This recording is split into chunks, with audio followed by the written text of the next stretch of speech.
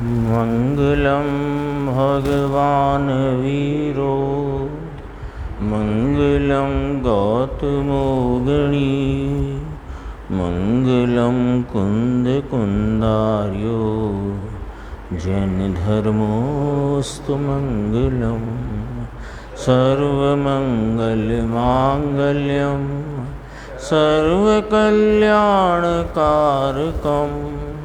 प्रधानम सर्वधर्माणां जैनम जयतुशासनम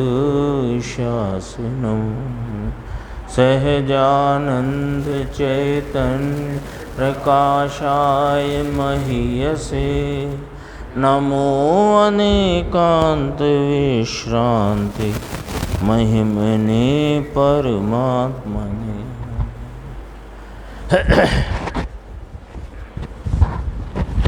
आचार्य कुंद देव द्वारा रचित पंचास्तिकाय संग्रह नाम का ग्रंथ और इनकी मोक्ष मार्ग प्रपंच सूचिका चूलिका की 162वीं गाथा, उसमें गुरुदेव श्री का जो स्पष्टीकरण है उस पे अपनी स्वाध्याय चल रही है। हिंदी में पेज नंबर 324 है।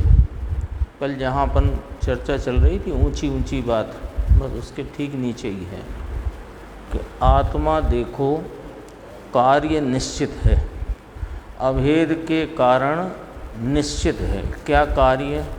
कि आज वास्तव में आत्मा अपने से अनन्यमय आत्मा को आत्मा से आचरता है, स्वयं पर प्रकाशक रूप से चेतता है और यथा तथ अवलोकता है। ये कार्य ये जो कार्य है ये निश्चित है। निश्चित है माने यह है मोक्ष मार्ग रूप निश्चित है, अभेद के कारण निश्चित है कि कर्ता कर्म और करण उनमें अभेदपना है।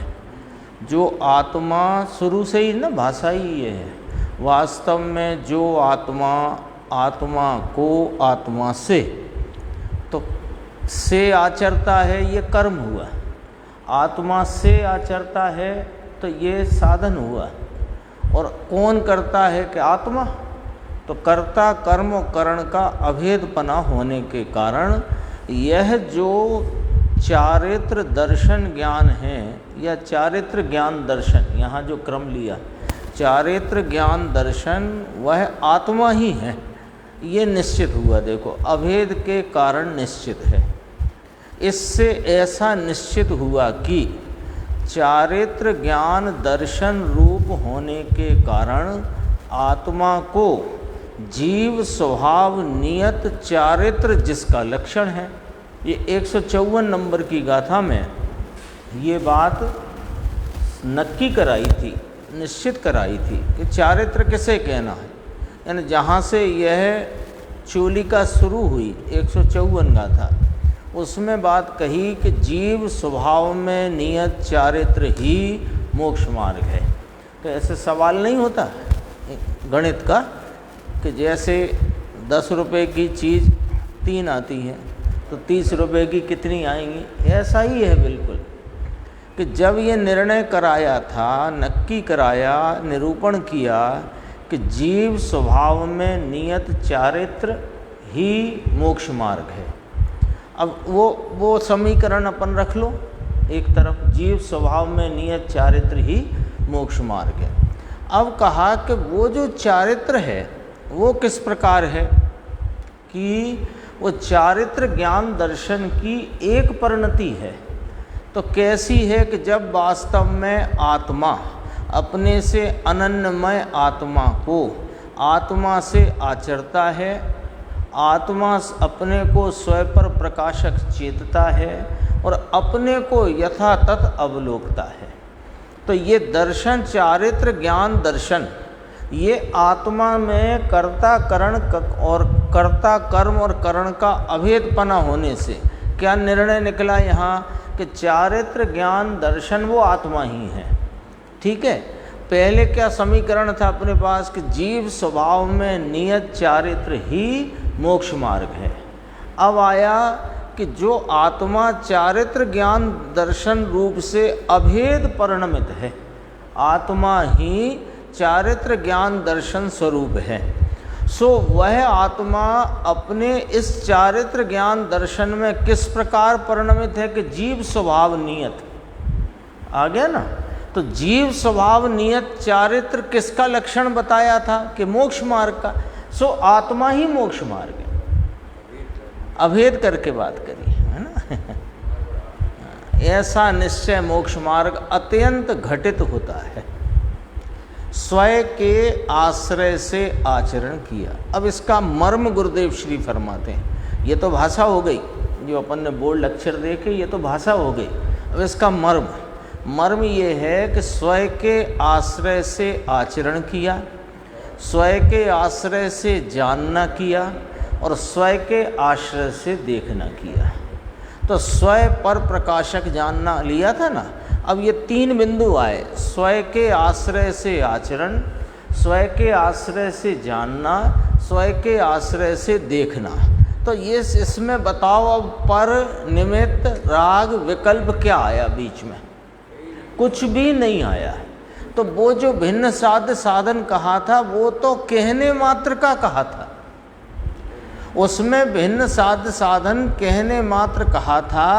दरअसल तो असली वास्तविक और जो मोक्ष मार्ग का निरूपण जिनेंद्र परमात्मा ने किया, आचार्य भगवंतों ने किया, वो ये है जीव स्वभाव में नियत चारित्र ही मोक्ष मार्ग है। और जब वास्तव में आत्मा अपने अनन्यमय आत्मा को आत्मा से आचरता है, अपने आत्मा से स्वयं पर प्रकाशक चेतता है, अपने आत्मा को यथातथ अवलोकता है, सो चारित्र ज्ञान दर्शन वो आत्मा ही है।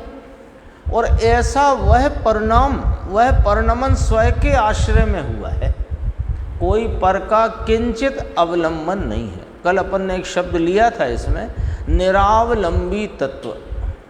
निरावलंबी तत्व के अवलंबन से जो परिणति पवित्र निर्मल सुखरूप परिणमित हुई, उसका नाम मोक्ष मार्ग है। और वही यहाँ पर नक्की कराई। अभी देखो, स्वयं पर प्रकाशक की थोड़ी चर्चा और गुरुदेव ने ली इसमें। स्वयं पर प्रकाशक होने पर भी स्वयं पर प्रकाशक अपने को जानता है। स्वयं पर प्रकाशक ज्ञान का परिणमन पर्याय कैसी है? स्वयं पर प्रकाशक। तो स्वयं पर प्रकाशक पर्याय को जानता है, तो पर प्रकाशन पर को जानता है ये नहीं है। स्वयं पर प्रकाशक अपने को जानता है। समझ में आया? पर को जानता है ऐसा नहीं। पर शब्द आया है तो पर का जानना है ऐसा नहीं है। हाँ, क्योंकि पर का कोई आलम्बन नहीं। ये पूरा मोक्ष मार्ग प्रपंच सूचिका चूलिका इस अधिकार का नाम।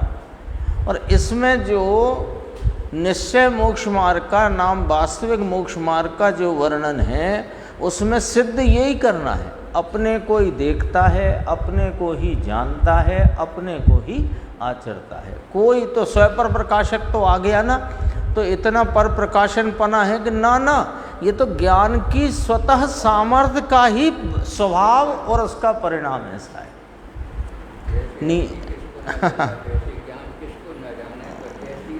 तो जानता नहीं है। स्वयं पर प्रकाशक स्वयं को जानता परिणमता है।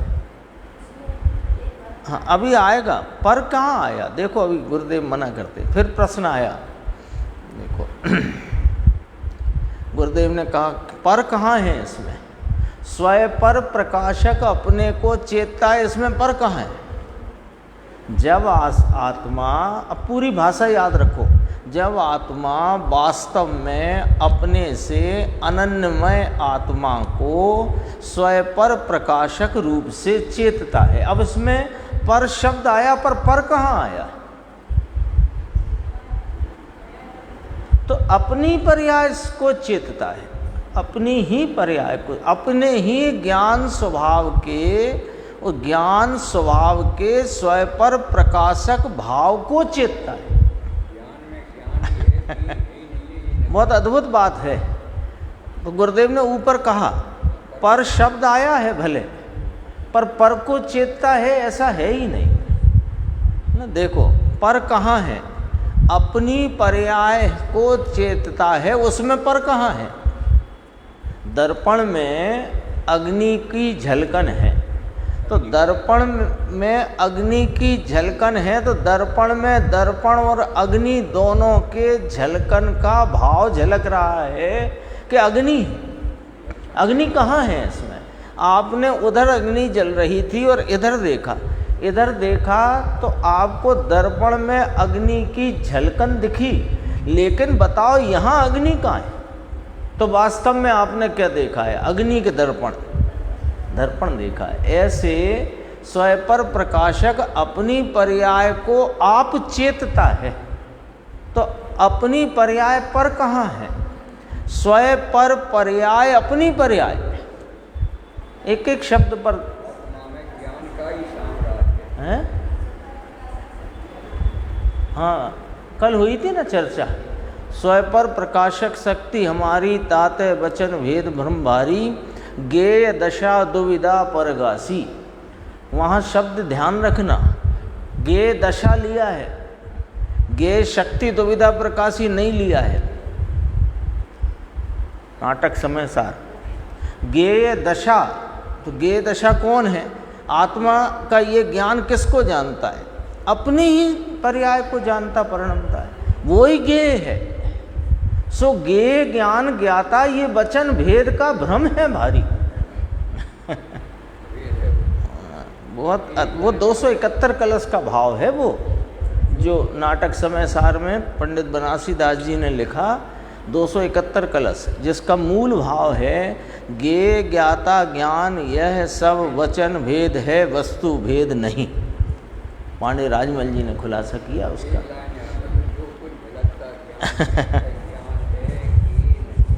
बहुत गजब बात है। देखो इसमें ये इस वाली बात को तो मैंने कल भी अपन ने याद किया था, जिन लख लीनो पेंच ये तिन लख लीनो समस्त। जिसने ये पेंच लख लिया उसने सब कुछ लख लिया, माने उसके सब जानने में आ गया। ऐसा लगता है पर है तो जानता है, ज्ञान का ही बना हुआ है ऊपर।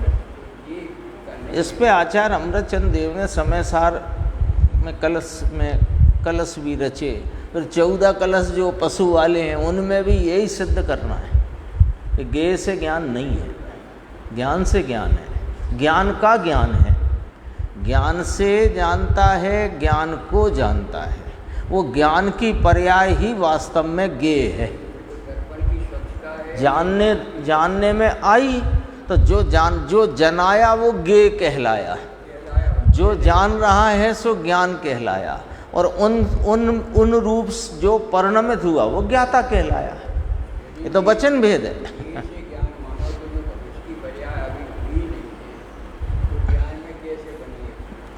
बहुत अपना तो एक फार्मूला याद रखो, स्वपर प्रकाशक स्वप्रकाशक है।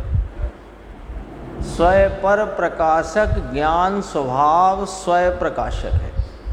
तो इसमें पर प्रकाशन उड़ा दिया माने तुम्हें उसको पकड़ने से, पर पकड़ने से भ्रांति होती है। हम स्वपर प्रकाशक जो स्वभाव है आत्मा का, उसमें कोई हम छेड़छाड़ नहीं कर रहे हैं, लेकिन जो पर प्रकाशक के पीछे तुमको जो भ्रांति खड़ी हो जाती है उसका निषेध करने को कहा कि स्वपर प्रकाशक ज्ञान स्वभाव वास्तव में स्वप्रकाशक है, क्योंकि जानता किसको है? वो अपनी पर्याय को। हाँ, ज्ञान का समझना है ना, ये 2 स्टेज में है। पहले तो मैं अपनी ज्ञान की पर्याय को ही जानता हूँ, पहले ये निश्चित हो जाए। अब उस ज्ञान का स्वभाव है, ज्ञान की पर्याय का ऐसा परिणमन है कि उसमें स्वयं पर दोनों झलकते हैं। तो वो झलकते हैं, तो उस झलकन को दर्पण में झलकने की उसका स्वभाव है कि उसमें स्वच्छता के साथ बिंबों के अनुरूप प्रतिबिंब भी झलकता है। ये दर्पण की स्वच्छता का स्वभाव है। तो दरअसल में तो दर्पण में अपन क्या देखते हैं? दर्पण देखते हैं, वो तो दर्पणाकार परिणमन ही है। बहुत गंभीर इसको गुरुदेव ने, हाँ बस वहीं फिर वहीं उलझते हैं। अपने को ये सारी पढ़ाई क्यों करना है? स्वयं पर प्रकाशक पे डॉक्टरेट नहीं करना, अपने को स्वयं पर प्रकाशक अपने ज्ञान स्वभाव की महिमा आनी चाहिए। ये सारा कार्य मेरी सामर्थ्य से मुझ में होता है, इसके करने के लिए किसी के आलम्बन की जरूरत नहीं। इंद्रियां तो दूर रखो, वो तो अलिंगरण के बोल में भी कह दिया, इंद्रियों से जानता ही नहीं है।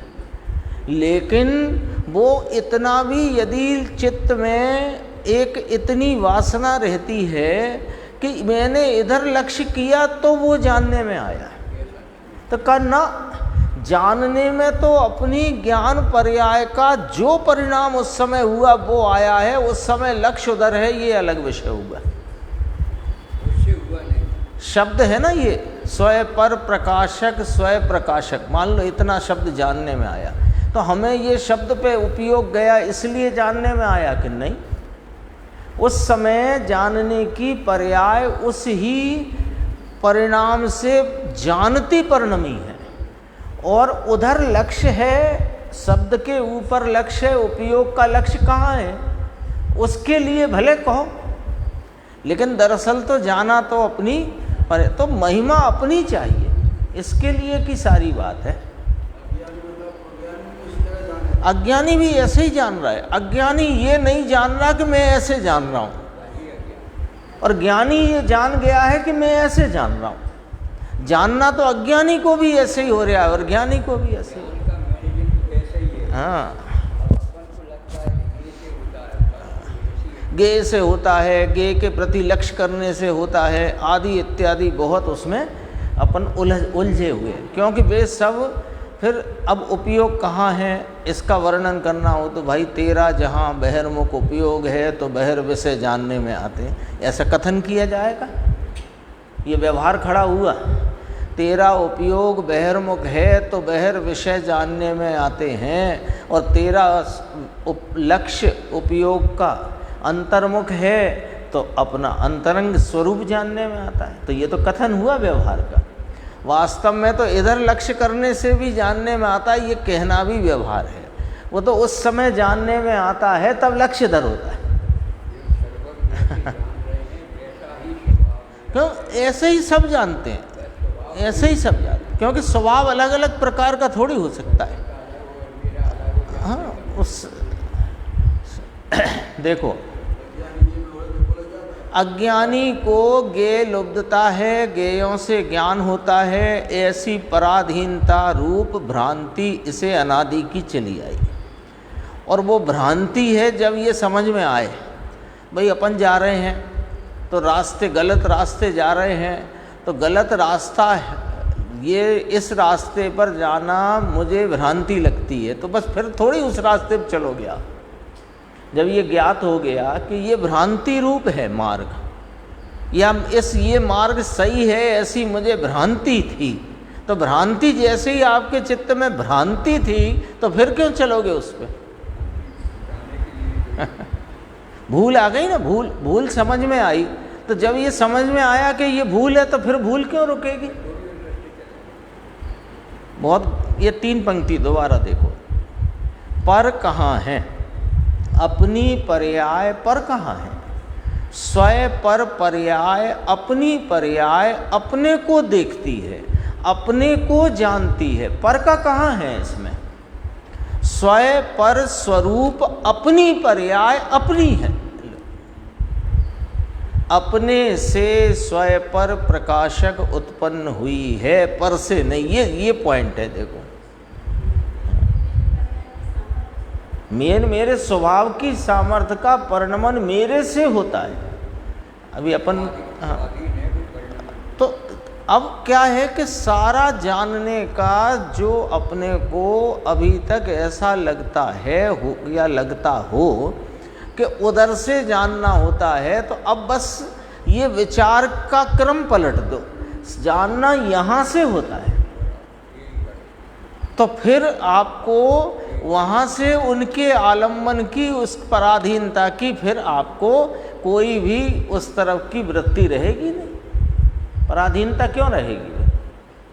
अपने से स्वयं पर प्रकाशक उत्पन्न हुई है, पर से नहीं। पूछ रहे हैं समझ में आया? अब ऐसा धर्म है, इसकी अपेक्षा दया पालो, व्रत पालो, ये सब विचार चलता है। और थोड़ी चर्चा अगले पेज पे 326। यहाँ तो कहते हैं कि पर की तो बात भी नहीं, परंतु अपने में गुण गुणी का भेद उठता है, उस विकल्प का भी आश्रय नहीं है ना। अब ये मोक्ष मार्ग की बात आई, तो अपने को स्वयं पर प्रकाशक रूप चेतता है, तो अपने को चेत रहा है तो उसको आपको आपसे चेत रहा है। सिद्ध ये करना है ना। जब वास्तव में आत्मा अपने आनंदमय आत्मा को आत्मा से स्वयं पर प्रकाशक रूप चेतता है, तो साधन भी आप, कर्ता भी आप, कर्म भी आप। तो ऐसा इसमें अब बताओ कि गुण गुणी के भेद का विकल्प का भी आश्रय नहीं, ऐसा भी आश्रय नहीं है कि मैं अनंत गुण स्वरूप हूँ। यदि ये भी विकल्प रूप आश्रय रहे, ये विकल्प है। मैं अनंत गुण स्वरूप, अनंत गुणात्मक वस्तु हूँ, ये बात भी दरअसल में गुण भेद का ही विकल्प है। अनंत गुण स्वरूप हूँ मैं, तो मैं गुण गुणी का भेद मेरे में नहीं, ये विकल्प है। उस गुणी को बिना किसी भेद के अखंड एक अभेद उसका आचरना, चेतना, देखना, ऐसा है। देखो अभी इसको स्पष्टता और है गुरुदेव की व्याख्या में।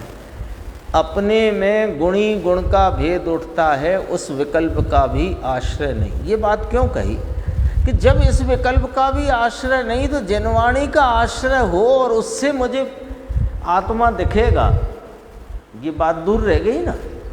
और देखो वहाँ तो अकेला अपना भगवान अपने में से ही अपने को अनन्यमय होकर आचरता है, अपने को ही अनन्यमय स्वयं पर प्रकाशक को जानता है या चेतता है।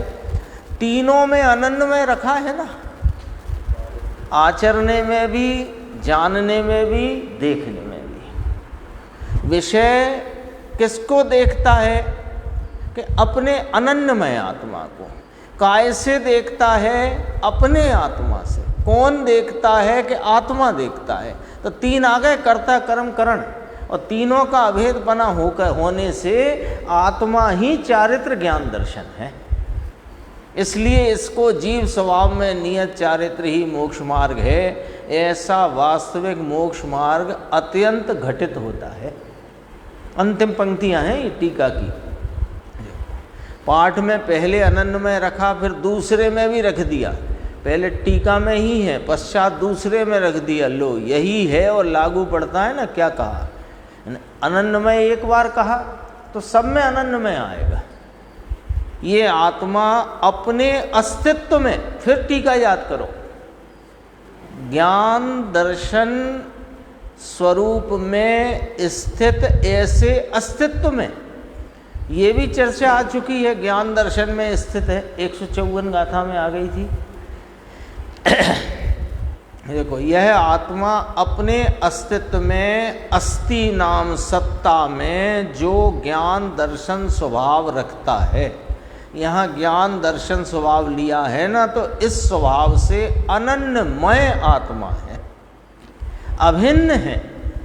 तो यह आत्मा ही अपने से अपने को अनन्यमय होकर आचरता है, पर के अन्नपने के आश्रय या अवलंबन का निमित्तपना भी नहीं, ऐसा कहते हैं। अपने को लगे कि इस बात पर टीकाकार आचार्य अमृत चंद्र भगवान ने इतना जोर क्यों दिया कि जब वास्तव में आत्मा अपने से आनंदमय आत्मा को अपने आत्मा से आचरता है और कर्ता कर्म करण का अभेदपना रख करके आप सिद्ध क्या करना चाहते हो? एक आप संक्षेप में ही समझा देते कि वो आत्मा ही है। ये इसलिए ऐसा किया कि जब मोक्ष मार्ग रूप प्रवर्तता है यह आत्मा, तो वो न किसी प्रकार के अन्य साधन की इसको जरूरत ही नहीं है, और किसी अन्य को विषय बनाए इसकी जरूरत नहीं है। विषय भी आप ही है, उसी को जानता देखता आचरता है, अपने से ही आचरता जानता देखता है। कौन? के स्वयं। तो इतनी बात कह करके सब जितने भी व्यवहार वचनों के द्वारा अनेक प्रकार का वर्णन उपदेश रूप से किया गया, वो सबको दरकिनार कर दिया।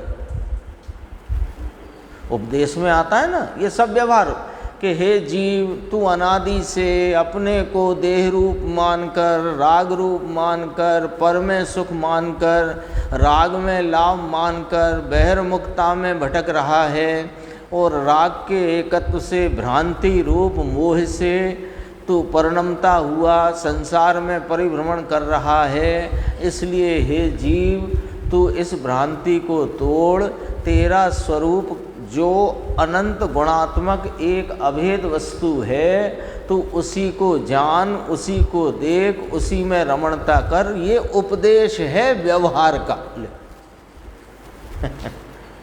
क्योंकि इसमें ये करो, ये कर रहे हो, वहाँ से हटो, यहाँ आओ। कौन आएगा, कहाँ आएगा, इतने भेद भी नहीं चाहिए। आत्मा अपने को देखे तो देखे नाम कर्म, आत्मा नाम करता, करे क्या कि काय से देखे कि अपने से देखे। इतने भेद भी क्यों? ये जो 20 गाथाएं हैं अंतिम 154 से 173 तक की, ये समझो आप कोई अद्भुत गाथाएं हैं। जब आप पंचास्तिकाय ग्रंथ की प्रस्तावना पढ़ेंगे तो वहाँ द्वितीय श्रुत स्कंद की रचना के संदर्भ से काफ़ी चर्चा उसमें प्रस्तावना में आई है। वहाँ पर देखना आप पंचास्तिकाय संग्रह की, अब प्रस्तावना पंचास्तिकाय की, तो उसमें ये लिखा कि ये जीव को इस काल में आचार्य कुंद देव के द्वारा ये कोई द्वितीय श्रुत स्कंद के रूप में महानतम रचना है। ये पंचास्तिकाय ग्रंथ महानतम रचना है। ये देखो प्रवचन सार भी है, वो भी ज्ञान प्रधान शैली का ग्रंथ है। ये भी ज्ञान प्रधान शैली का द्रव्यान योग का ग्रंथ है, वो भी द्रव्यान योग का, पर उसमें ज्ञान स्वभाव, ज्ञेय स्वभाव और फिर चरणान योग सूचक चूलिका, ऐसे करके उसे जैसे स्वामी ने तो ऐसे उसका विभाजन किया, सम्यक ज्ञान, सम्यक दर्शन और सम्यक चारित्र अधिकार, है ना। और ये जो पंचास्तिकाय ग्रंथ है जिसकी अपनी स्वाध्याय लगभग पूरी होने को है, और अब अपन विधान करेंगे तो एक बार पूरा रिवीजन पहली गाथा से लेके अपने 173 गाथा तक वो भी होएगा विधान के साथ साथ। तो ये ग्रंथ में 6 द्रव्य 5 अस्तिकाय का वर्णन किया, फिर उन्हीं के विभाजन करके 9 पदार्थ की चर्चा करके मोक्ष मार्ग का विस्तार किया, और फिर अब मोक्ष मार्ग प्रपंच सूचक शूलिका में एकदम समझो क्रीम बात यहाँ पर रखी। शूलिका है ना, तो चूलिका का अर्थ क्या होता है कि जो कुछ कह दिया उसका विशेष कहना, और जो नहीं कहा उसे भी कहना, चूलिका है। देखो यहाँ ज्ञान दर्शन स्वभाव लिया, तो स्वभाव से अनन्यमय आत्मा है, अभिन्न है। तो ये आत्मा ही अपने से अपने को अनन्यमय होकर आचरता है, पर के अन्नपने के आश्रय या अवलंबन का निमित्त पना भी नहीं है, ऐसा कहते हैं। सिद्ध तो यही करना है, सिद्ध तो यही करना है ना। है ही नहीं, 2 बार बोला गुरुदेव ने, देखो है ही नहीं, है ही नहीं, फिर प्रश्न क्या? फिर ये प्रश्न उठता ही क्यों है आपको कि यूँ ये काल हो, वो क्षेत्र हो, ये देव तीर्थंकर भगवान का समूह शरण हो, ये हो, गुरु हो, ज्ञानी गुरु मिले। अरे जब ज्ञानी गुरु की भी दरकार नहीं है, सच्चाई तो ये है।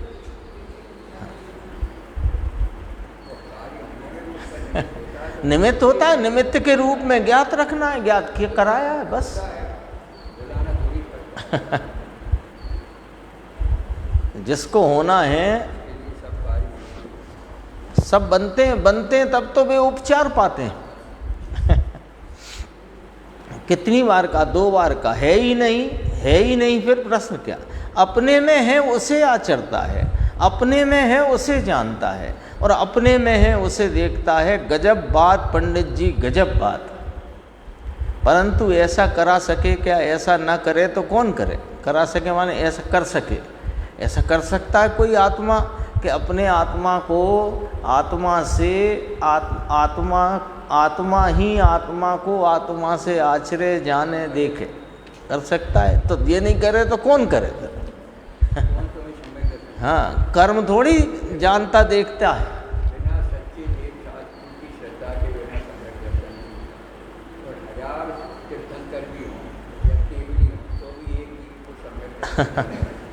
ये तो ऐसे ही होता है। मोक्ष मार्ग यही है और कोई है ही नहीं, जगत भर में कोई दूसरा मोक्ष मार्ग नहीं है। ये इसके लिए तो ये गाथा रखी गई यहाँ पर। फिर कहा, देखो गुरुदेव भी निकल नहीं रहे उसमें से, बार बार वहाँ वस्तु है ना, वस्तु ज्ञान आनंद का कंद प्रभु महाप्रभु है ना, महाअस्तित्व है, बड़ा महाअस्तित्व। क्योंकि साधारण अस्तित्व नहीं है ये मेरा, साधारण अस्तित्व नहीं है। महाप्रभु महा असाधारण बड़ा महाअस्तित्व है। मेरी सत्ता बहुत बड़ी है जगत में। क्योंकि जो 6 द्रव्य हैं, भले वो धर्मास्ति अधर्मास्ति और आकाश सर्वव्यापी और धर्मास्ति अधर्मास्ति लोकाकाश व्यापी पूरे में पसरे पड़े हैं, उनका अस्तित्व बड़ा कि ना, वे जानने से वंचित हैं। उनका कहाँ? मैं जानने वाला हूँ। बहुत गजब है। देखो ये ज्ञान स्वभाव वास्तव में महिमा की चीज़ तो यही है। वह भी देखो, जानने वाला तो भगवान आत्मा है कि यह अस्तित्व, और इस अस्तित्व का जानने वाला बड़ा महाअस्तित्व है। वह भी पर्याय अपने को जानती है। वापस ऐसा लो, पहले तो अस्तित्व रखकर आत्मा कहा, क्योंकि वहाँ कोई गुण भेद पर्याय भेद रखने की जरूरत नहीं है। लेकिन कार्य हुआ है तो पर्याय हुई ना, कार्य हुआ तो पर्याय हुई। तो कौन को जानती हुई? कि पर्याय अपने को जानती है, पर को जानती है ऐसा नहीं। तो स्वयं पर प्रकाशक है कि वो बात हो गई। पर का जानना और स्वयं का जानना ऐसी अपनी निर्मल पर्याय, ऐसा अपने को आत्मा जानता है। ये पर्याय हुई। आचरता है ये भी पर्याय है, जानता है वो भी पर्याय है, अपने को अवलोकन करता है वो भी पर्याय है। लेकिन ये पर्याय माने कर्म, पर्याय माने कर्म, कर्म नाम कार्य। तो कार्य का साधन कौन के आप? कार्य में परिणमित कौन हुआ कि आप? तो कर्ता कर्म करण का अभेद हुआ। ये अभेद कहने की जरूरत क्या थी? इसलिए कहा गया, विषय वाला अभेद नहीं कहा यहाँ। यहाँ तो वो मोक्ष मार्ग का परिणमन इस आत्मा से अभेद है, ये वाली बात कही है। वो अभेद जो गुण भेद पर्याय भेद से रहे, दृष्टि का विषय भूत, ध्यान का ध्येय भूत, वो नहीं। उसको तो ये विषय करता है। तो वो जो परिणमन हुआ है आचरने का, देखने का, जानने का, वो कार्य से आत्मा अभिन्न है। क्यों? कर्ता व्यापक और कार्य व्याप्य। तो व्याप्य व्यापक में अभेद होता है और साधन भी अभेद है। तो यहाँ अन्य कोई साधन नहीं, इसका निषेध किया गया है इस अभेदपने को खड़ा रखकर। उसकी चर्चा यहाँ करके थोड़ा देखो, और भी है 327 पेज, 10 एक पंक्ति छोड़कर। पूरी चीज जो है ज्ञाता दृष्टा, अनंत गुण जो शुद्ध है, यहाँ तक देखो ये विषय अपना, पूरी चीज, ये इसको कहो ज्ञान का ज्ञेयभूत, ध्यान का ध्येयभूत, श्रद्धा का श्रद्धेय, ज्ञाता दृष्टा, अनंत गुण का पिंड स्वभाव उसे ही जो सदा शुद्ध है, सदा शुद्ध है, उसे अशुद्ध स्वीकार करे तो राग का कर्ता होता है। आप जो पूछ रहे थे अज्ञानी ज्ञानी का भेद, वस्तु तो वस्तु ही रही, अज्ञानी हो कि ज्ञानी हो, और जानना भी अपना अपने से ही है। अब वो ये समझता है कि मैं जानने वाला नहीं, ये ज्ञेय है तो जानना है, इंद्रियां हैं तो जानना है, लक्ष्य है तो जानना है, तो ये मूर्खता है, ये इसका अज्ञान है।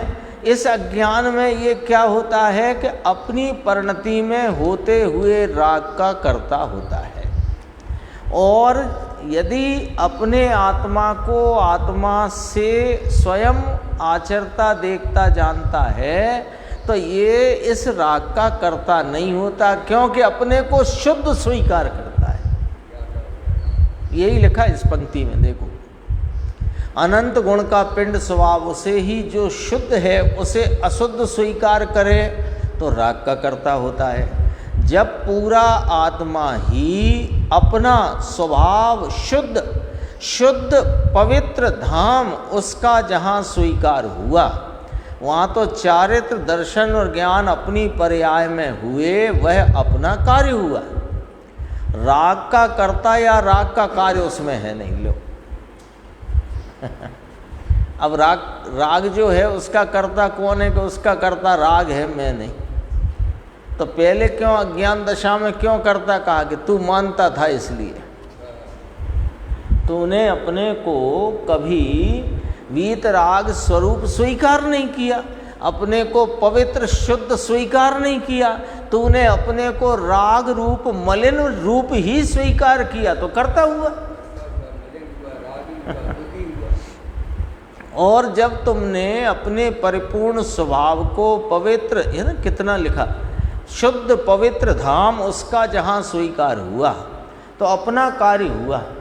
राग का कर्ता या राग का कार्य इस चैतन्य परमात्मा में है ही नहीं। पहले तो बात समझना मुश्किल है है ही नहीं।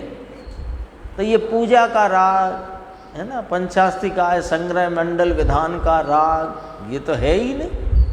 इसका कर्तापना नहीं, उसका कार्य नहीं। तो ये हुआ राग तो हुआ, तो कैसे हुआ? कर्म ने कराया कि ना? तो किसने कराया? कि परद्रव्य ने कराया कि ना? संयोग ने कराया कि ना? राग कहाँ से हुआ? कि राग राग में से होता है, राग का उत्पादक राग है। ये बात उसको समझ आती है जिसको अपना स्वभाव वीतराग समझ में आता है। जब तक वीतरागता, वीतरागी पवित्र शुद्ध वस्तु तत्व की स्वीकारता नहीं, तब तक ये किसी न किसी राग में लाभ पने से लगा ही हुआ है, लगा ही हुआ है। अब अष्टानी का पर्व आएगा तो विधान होगा, तो और अपने विद्वान आएंगे तो स्वाध्याय होगी, तो यूँ होगा, तो उससे लाभ होगा। तो क्या तुमने अपने स्वरूप को, इसकी वीतरागता को देखो, इसकी वीतरागता को, इसकी परिपूर्णता को, इसकी पवित्रता को, इसकी सामर्थ्य को तुमने स्वीकार नहीं किया। यदि अपने को वीतराग, परिपूर्ण, पवित्र और सामर्थ्य रूप स्वीकार करे तो किसी की तरफ देखने की जरूरत क्या है? जिसकी जेब में नोट भरे पड़े हों, उसे कोई वस्तु की आवश्यकता हो तो किसकी तरफ देखेगा? क्यों देखेगा? बहुत देखो, गुरुदेव कहते हैं पहले तो बात समझना मुश्किल है। इस प्रकार ये मार चलाया ना, अभी तो कुछ भ्रमणा खड़ी करते हैं। समझ में आया वस्तु है कि नहीं, और वस्तु में कर्ता कर्म करण आदि शक्तियाँ हैं या नहीं, तो कर्ता कर्म करण संप्रदान अपादान अधिकरण 6 गुण आत्मा में हैं। जैसे ज्ञान दर्शन और आनंद गुण हैं, वैसे कर्ता कर्म करण संप्रदान आदि रखना अपने से हो। रखना माने संप्रदान माने रखना, अपने से हो। ये अपादान अपने आधार से है। अधिकरण ऐसी तो अंदर शक्तियाँ और गुण आत्मा में हैं, परिपूर्ण गुण हैं। तब कर्ता शक्ति मेरे पास है, कर्म शक्ति मेरी, करण शक्ति नाम साधन शक्ति मेरी।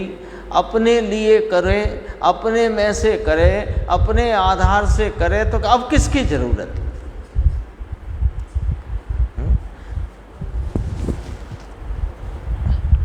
परिपूर्ण है और प्रत्येक गुण अपरिमित बेहद सामर्थ्य को लेकर पड़ा हुआ है। ऐसा नहीं है कि अभी मेरा कर्ता गुण थोड़ा सा कमजोर हो गया। गुण कमजोर नहीं हुआ है। कर्ता शक्ति, कर्ता गुण कहो, शक्ति कहो, स्वभाव कहो, वो पूरा का पूरा लेकर के बैठा है। ये परिपूर्ण, फिर परिपूर्ण कैसा? यदि ये स्वभाव में खामी हो तो परिपूर्ण कैसे लिखा? फिर आचार्य भगवान ने सर्वज्ञ देव ने परिपूर्ण है। पर्याय में अपूर्णता है तो पर्याय तो पलट जाने वाली है, तो उसका आलम्बन क्यों लेना? आलम्बन उसका लो, परिपूर्ण है, सामर्थ्य का पुंज है, पवित्र है, वीतरागी है, हर समय है, सुख स्वरूप है, कब नहीं है।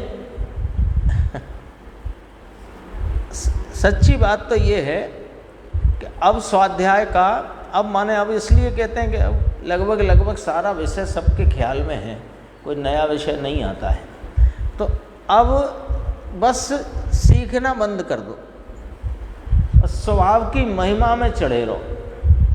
और महिमा जिसकी, रुचि उसकी, रुचि जिसकी, वीर उधर को काम करता है। अब मैं पर्याय कैसे उपयोग क्यों नहीं पलटता, भूल जाओ। उपयोग क्यों नहीं पलटता, उपयोग स्वरूप का आलम्बन क्यों नहीं ले रहा, कब लेगा, कैसे लेगा? अरे ये सब आ गई ना चर्चा। एक इस चैतन्य भगवान की महिमा में मस्त हो जाओ। इस भगवान के आगे कोई अन्य की जरूरत नहीं, न कर्ता की, न कर्म की, न करण की, न संप्रदान अपादान अधिकरण की। आगे चर्चा भी आई। ज्ञान दर्शन सुख आनंद भरा पड़ा है, परिपूर्ण अपरिमित बेहद। अब उपयोग कैसे पलटेगा? उपयोग को पलटना होगा, उस दिन पलट जाएगा, उस समय पलट जाएगा, उसका अपना स्वयं काल है। तो बैठे रहे कि तुम महिमा में रहो, बैठे रहे का क्या मतलब? बैठे रहो, लेकिन किसकी महिमा में? राग की महिमा में मत बैठो, इस चैतन्य भगवान की महिमा में बैठो, होएगा काम। क्यों? क्योंकि जिसकी महिमा उसकी रुचि, ये तो अपन लोक में भी जानते हैं। परिपूर्ण गुण हैं, समझ में आया?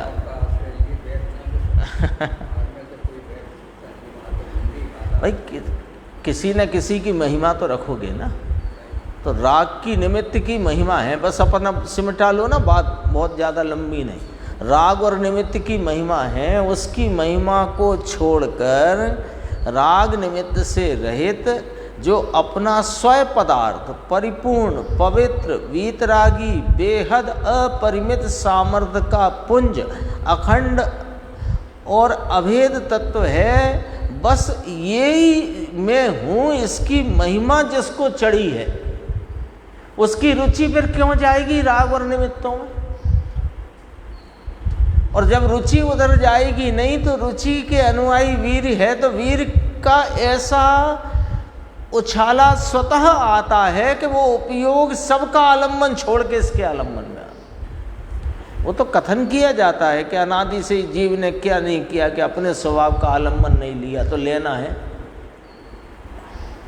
कहा जाएगा अब लेना कैसे? बहुत आते हैं फ़ोन मेरे पास, क्या करें क्या करें, कुछ ना करो, मस्त हो जाओ इससे। और ये सब स्वाध्याय इसके लिए ही अपनी है अब, कि बस इसकी महिमा में रहना है। और राग की निमित्त की जो महिमा पड़ी हो वो ढीली होकर छूट जानी चाहिए, और इस चैतन्य परमात्मा महाप्रभु, तो गुरुदेव कितना बोल रहे हैं, महाअस्तित्व, बड़ा महाअस्तित्व, ऐसा भगवान है ये मैं। आत्मा विकल्प तो आत्मा है ही नहीं, निमित्त तो अभी पर वस्तु है, वो तो प्रकट आपको थोड़े से बौद्धिक विलास से समझ में आ जाएगी कि निमित्त पर वस्तु है। समझ में आया? ओ हो क्या बात करते हैं ना। स्वयं पर प्रकाशक स्वयं अपने को जानता है, स्वयं पर प्रकाशक पर्याय स्वयं अपने को जानती है, पर को नहीं। पर आया उसमें कैसे, पर प्रकाशन ऐसे करके उस सामर्थ्य का भाव बताया, लेकिन पर को जानती है ऐसा है ही नहीं। पर नहीं आया, पर शब्द रूप आया, स्वयं पर प्रकाशक स्वभाव उसकी सामर्थ्य स्वभाव को कथन करता स्वयं पर प्रकाशक कहा। हाँ, पर नहीं आया, वह स्वयं पर प्रकाशक है, स्वयं पर प्रकाशक रूप से स्थिरता है। उस पर रूप का अर्थ पर नहीं, ये स्वयं पर प्रकाशक, यहाँ पर नहीं लेना है। स्वयं पर प्रकाशक किसकी पर्याय है, पर की कि अपनी? तो फिर पर कहाँ से आया? इतना तो सरल कर दिया गुरुदेव ने, है ना। जटिलता रखते नहीं गुरुदेव, न पंडिताई करते न जटिलता रखते, सीधी सच्ची सरल मुद्दे की बात एक बार, दो बार, चार बार, बस। उस पर रूप का अर्थ पर नहीं, अपनी पर्याय में स्वयं पर प्रकाशक अपने से उत्पन्न हुआ उसे जानता है। इस गाथा के प्रवचन में गुरुदेव ने कम से कम 20-25 बार ये वाली बात कही। हाँ, दो ही तो इसको चल रही है, गेय से ज्ञान होता है, राग से लाभ होता है, विषयों से सुख मिलता है। विषयों को डाला मजा बुद्धि में, ये तो धर्म बुद्धि में दो चक्कर चल रहे हैं इसको। धर्म बुद्धि में गेय से ज्ञान होता है, राग से लाभ होता है। कठिन काम साधारण समाज के लिए ये होगा क्या, है ना। साधारण समाज को ये बात सुनाने जाओ तो कौन समझेगा? ये तो बहुत लगातार निरंतर अभ्यासी है, निरंतर जिज्ञासा भी बहुत तीव्र है, उसको समझ आती है ये वाली बात। अरे भगवान आत्मा है ना प्रभु, समाज अर्थात क्या, भगवान आत्मा बाल गोपाल शरीर से भिन्न कर्म, वो याद आ रहा था गुरुदेव को, बाल गोपाल सबको आता है ना, तो वो बाल गोपाल सब आत्माएं, शरीर से भिन्न, कर्म से भिन्न, विकार से विकल्प से भिन्न, ऐसी सब आत्माएं हैं। तो बाल गोपाल शब्द का प्रयोग किया यहाँ पर। सब आत्माएं हैं ना प्रभु, तो का शरीर से आत्मा बिल्कुल भिन्न है। बीच में किसी ने बोला तो उन्होंने कहा उसकी क्या बात कहना। अब अपना यहाँ पूर्ण होता है विषय, देखो पेज नंबर 328 नीचे। इससे ऐसा निश्चित हुआ कि चारित्र ज्ञान दर्शन रूप होने के कारण आत्मा को जीव स्वभाव नियत चारित्र जिसका लक्षण है। चारित्र मोक्ष मार्ग का लक्षण क्या बनाया था? जीव स्वभाव में नियत चारित्र ही जिसका लक्षण है या मोक्ष मार्ग का लक्षण है, ऐसा निश्चय मोक्ष मार्ग अत्यंत घटित होता है। इस प्रकार सच्चा मोक्ष मार्ग अत्यंत बराबर चुमाचुम यही घटित होता है, दूसरा नहीं। अर्थात आत्मा ही चारित्र ज्ञान दर्शन होने के कारण आत्मा ही ज्ञान दर्शन रूप जीव स्वभाव में आत्मा ही है ना। ज्ञान दर्शन रूप जीव स्वभाव में ऐसा, ये उसका स्वभाव, जानना देखना शक्ति स्वभाव गुण, वह अपना आत्मा जानना देखना निज स्वभाव सत्व, सत्ता का सत्व, ऐसे उसके ज्ञान रूप जीव स्वभाव में दृढ़ रूप से स्थित उसमें लीन होता है। वह चारित्र जिसका स्वरूप है, ऐसा निश्चय मोक्ष मार्ग है। लो यहाँ तक ये बात आई।